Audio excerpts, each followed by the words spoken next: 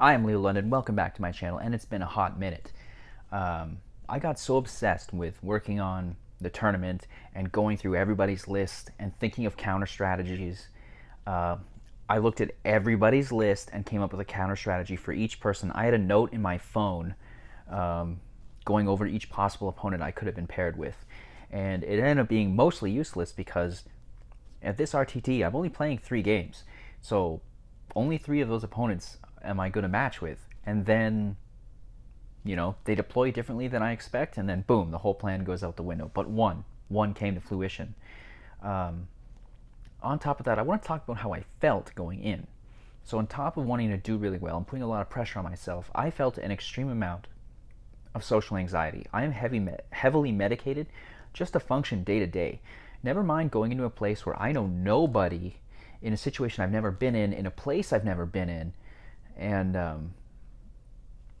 boy, was I really ate up at myself and got really in my head. I could not sleep the night before. When I went to my first tournament, and I was awake for 48 hours, including the 8 hours or whatever the tournament goes on, and I was exhausted. And you know what? That didn't happen the second time.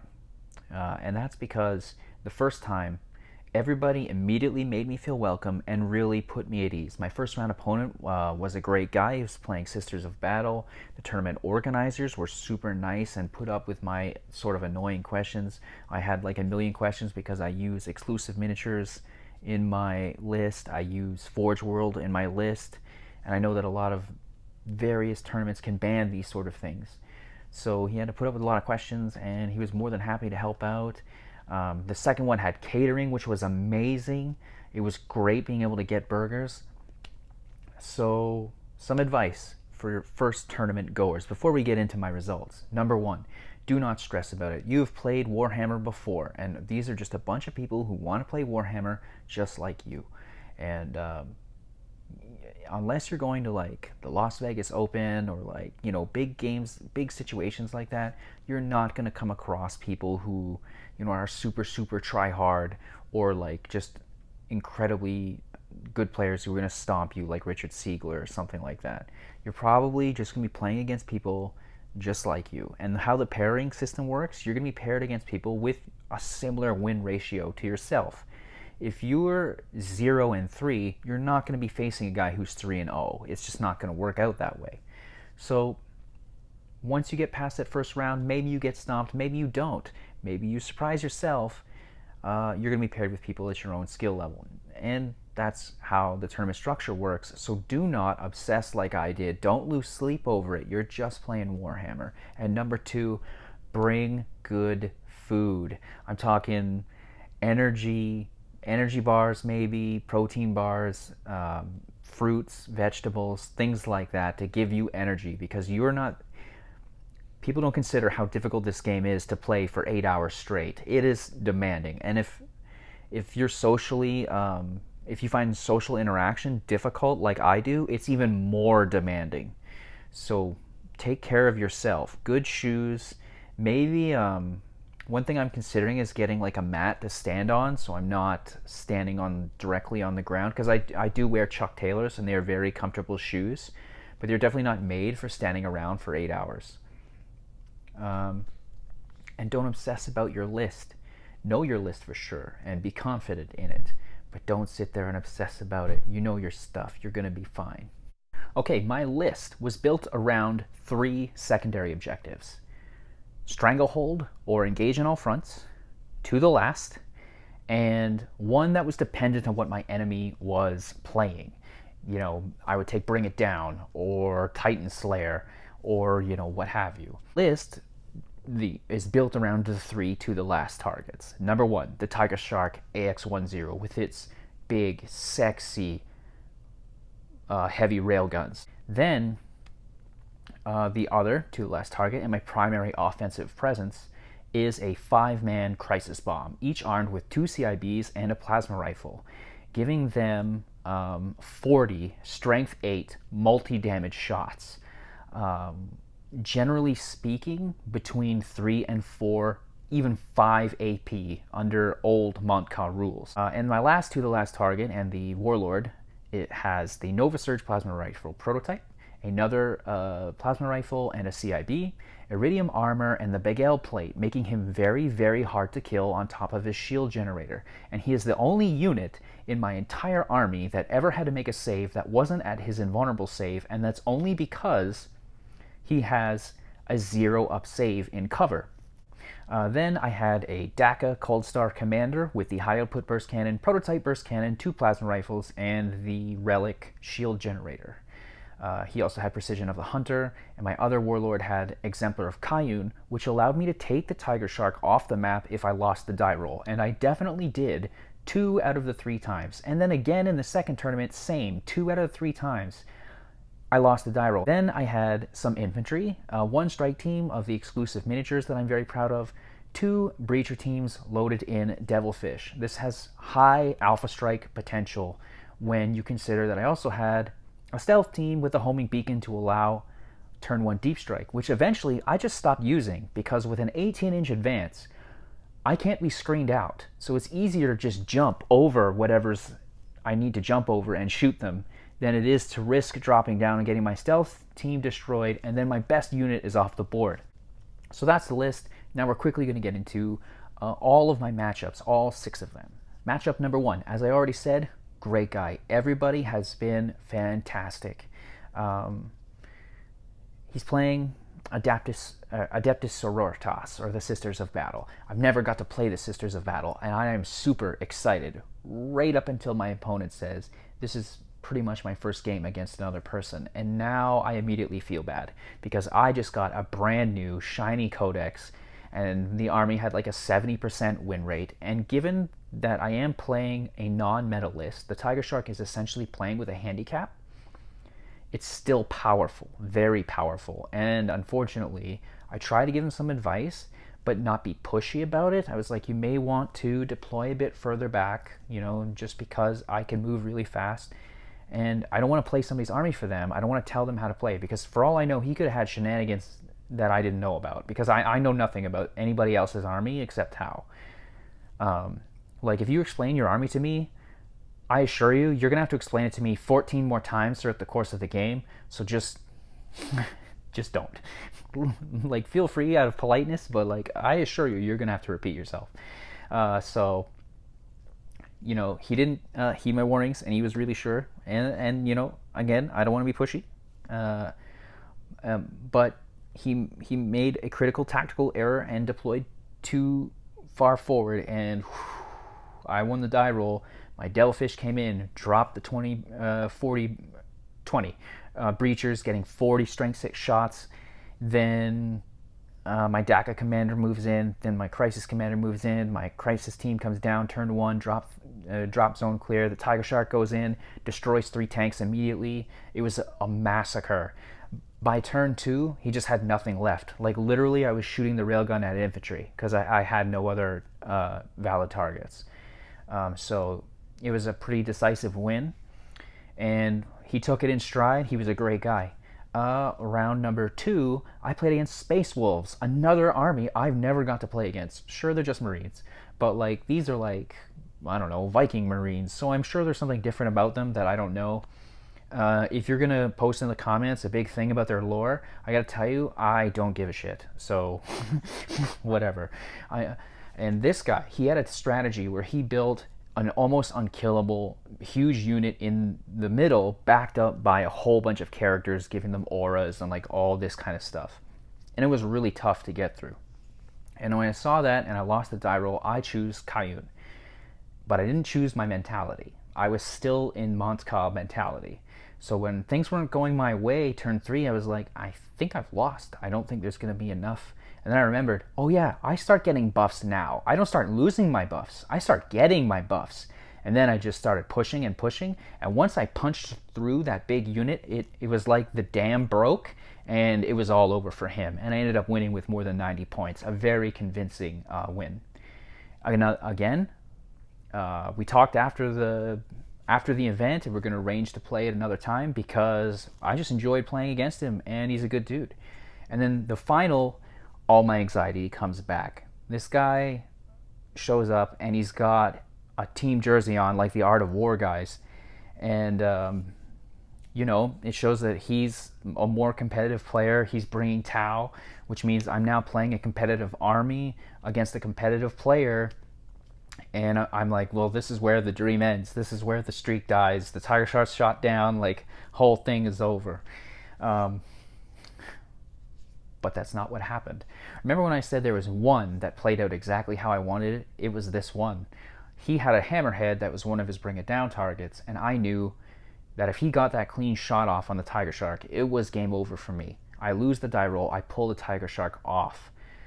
Now, on his turn 1 and turn 2, he makes the correct decision not to move the Tiger Shark, the hammerhead at all, because he knows if he pokes it out, that means the Tiger Shark gets to come in on my turn 2 and just blow it out of the water before he can do anything with it. So he waits for me to deploy on my turn 2 to take a shot.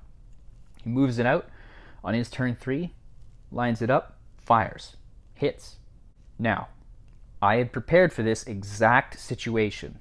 So I made sure that my Tiger Shark deployed right next to a fire team with 2 drones, and right beside him is my DACA commander with 2 more drones, because the DACA commander on my next turn will use his high altitude maneuvers to follow the Tiger Shark and bring the drones with him to repeat this. The reason that's important is because they have drones, and then I can use savior protocols, reduce the damage to 0, and only take 3 mortals instead. Now he has 2 tanks, each with smart missile systems, which means he has 16 shots hitting on 4s. So the odds of him being able, even if they were both in range, and I don't think either of them were, to hit that strike team, hitting on 4s, he's got 16 shots to kill 12 guys. And I just didn't think he was going to be able to do it, and he couldn't. And when he fired, I think he knew what was going down. And after that, I just started to really steamroll. And it was still a really close game. It came down to, I think, 3 or 4 points, but I was able to win, and win the whole tournament, going undefeated, beating a competitive, or I don't know if he's a pro, but like a really competitive player. And he talked with me about my army and gave me some advice. And he ended up being a great guy. We're going out to my first GT, and I'm very excited about that. That's for another video in May, and we're going out together, and it's going to be a great time. Tournament number 2, the dream comes true. I got the Tiger Shark to kill knights, and my very first opponent played, you guessed it, knights, and I felt real bad. I won the die roll. Somehow I can always win the die roll on game 1, and then I lose it the rest of the day, is apparently how it's going to go. And the Tiger Shark immediately destroys his... he correctly made the decision to rotate his ion shields against the knight that was right in front of the crisis bomb, which was the correct decision, because 40 strength 8 shots versus the 4 railgun shots. I can't reroll hits on the Tiger Shark. I'm getting full rerolls on crisis unit, so his invulnerable save, which much more important there than against the rolls. Unfortunately, three of the 4 shots went through. Not just hit, but went through. Hit and wounded, and then he failed his saves, and it just annihilated his Knight Tyrant, or whatever the biggest one was, and killed it turn 1. He lost his other Knight just barely. Just barely. And in fact, the commander needed to use the Nova Surge rifle, so it weathered 40 strength 8 shots. His other Knight did. And then my commander had to finish it off with something that could ignore invulns. And then I used my Devilfish to move block his Armigers, or whatever they're called, and lock him into a corner. And then on my turn 2, the Tiger Shark destroyed his last remaining real Knight, and it was the first game I've ever scored 100 points. Again, he was a good sport. He was like, why is the Tiger Shark not Titanic? And I went, I don't know. He's way bigger than Knights. I don't know why it's not Titanic. Game 2, I play Knights again. And I decided that I'm going to put a little tick on my plane, just like in World War II when they would shoot down at an enemy plane, every time it destroys a Titan. And in this tournament, spoiler alert, I destroyed at least 1 Titan in every matchup I was in. So in this one, I have my first experience. Again, he's a great guy, and we're friends, and we've played since, so it's not a personal thing against him, but it was the first time where something happened where I became unhappy during the game. So in my second turn after bringing the Tiger Shark back on, he'd already been rolling dice that are clear and small. So it's very difficult to see what he rolls, even for him, because the dice are clear. So he would roll and be like, I got all hits. And then I look and I'm like, there's 5 2s in there, man. And then he takes them out, he apologizes. And again, the dice is clear. So if you look down at the 2, the 1 is in the middle and it looks like a 3. Like, I understand. And then a night that he had moved into a position where he wasn't rolling where I could see anymore. He rolled behind a wall. And at this point, I'm going to say something. Like, I was pretty upset. I was pretty annoyed at this because I've already had to correct his die rolls. And he noticed this. And he's like, is something wrong? What's up? And don't be afraid to say if you think something is wrong. Feel free to say your piece and what have you. But I didn't have to, and I was going to.